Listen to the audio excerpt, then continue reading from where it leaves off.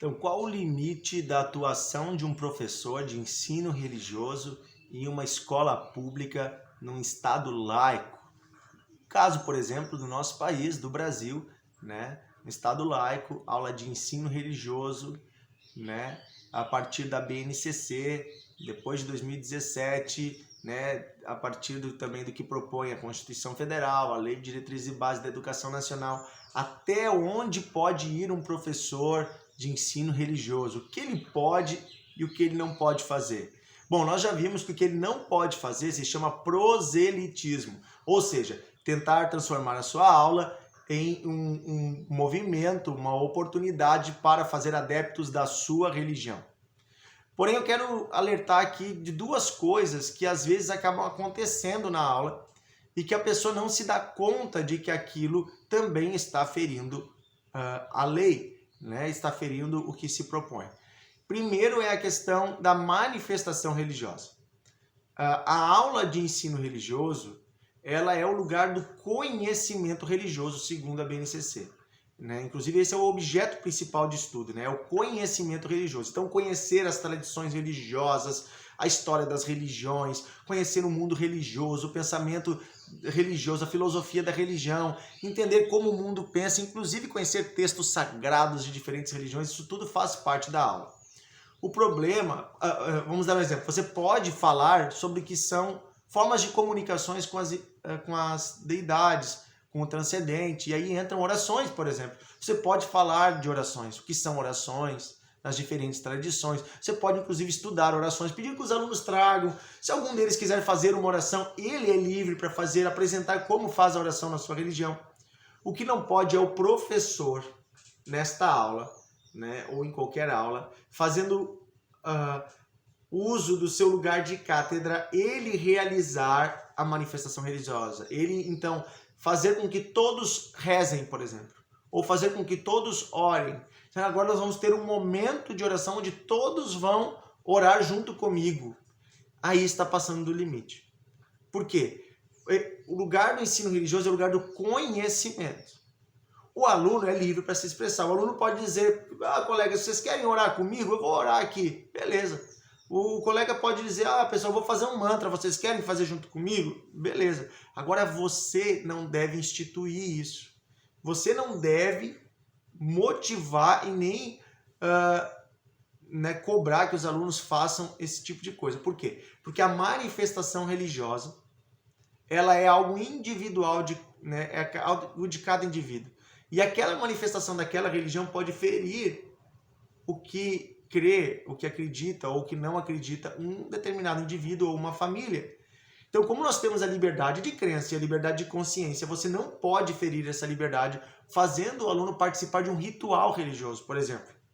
Então, eu já vi escolas fazerem feiras da religião, isso é legal, é muito legal. Trazerem líderes de várias religiões é muito legal. Mas daí uma professora disse assim, eles ficaram incomodados quando o pai de santo quis dar um passe nas crianças. Claro que elas podem ficar incomodadas, quem não é daquela tradição religiosa pode se sentir ofendida. É a mesma coisa que se você trouxesse um pastor e ele quisesse impor as mãos sobre as crianças.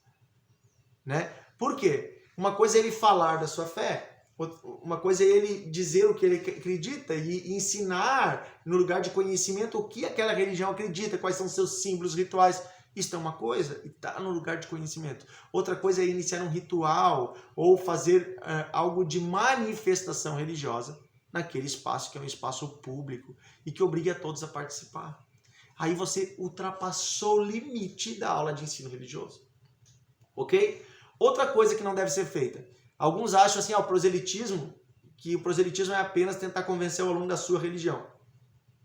Mas tentar convencer o aluno de que a religião está errada, ou de que nenhuma religião está certa, ou de que a religião por si só é um engano filosófico, enfim, também é uma forma de proselitismo, é um proselitismo ateu, por exemplo, ou agnóstico. Então, tentar levar os alunos para o ateísmo, para o agnosticismo, ou ofender a fé de um aluno também é equivocado, é ilegal. Vai contra o que está proposto no artigo 5º da Constituição, que fala da liberdade de consciência e de crença. O aluno tem liberdade de crer no que ele quiser, ele e a família. A família acredita que a caneta é Deus. Bom, eu posso não acreditar nisso, e de fato eu não acredito que esta caneta é um Deus, mas se o aluno quer se prostrar todo dia diante da caneta, ele tem o direito de assim crer, e eu como professor, no lugar de cátedra, na aula, eu não posso usar o meu espaço para dizer para ele que esta caneta não é Deus. Eu não posso, porque ali eu estou no lugar do Estado, ok? Saindo da porta da sala de aula, né, bateu o sinal, terminou a aula, se eu quiser chamar esse aluno e conversar com ele, dizer, cara, minha opinião pessoal para ti, ó, abre teu olho, essa caneta, não sei não se é Deus. Primeiro, não seria muito ético você como professor, mas não é ilegal. Não é ilegal. E você pode fazer. Você pode dar sua opinião no privado, conversando com a pessoa fora da aula, né? Enfim, mas dentro do espaço da aula, no lugar de cátedra, você está passando do seu limite. Por quê? Porque ali é o lugar do conhecimento. Você pode sim fazer o aluno conhecer como as religiões veem a questão de Deus. Pode fazê-lo refletir, pode junto com ele analisar, mas você não pode dizer para ele que isso está errado. Por quê? Porque isso não é o seu papel. Você está ultrapassando o limite. E a hora que eu abro oportunidade para que se faça isso, eu abro oportunidade para que se julgue qualquer situação privada. E aí eu estou passando do limite do professor. O professor de ensino religioso, ele tem que se dar conta de que ele está em sala de aula, numa escola pública, eu estou falando de escola pública.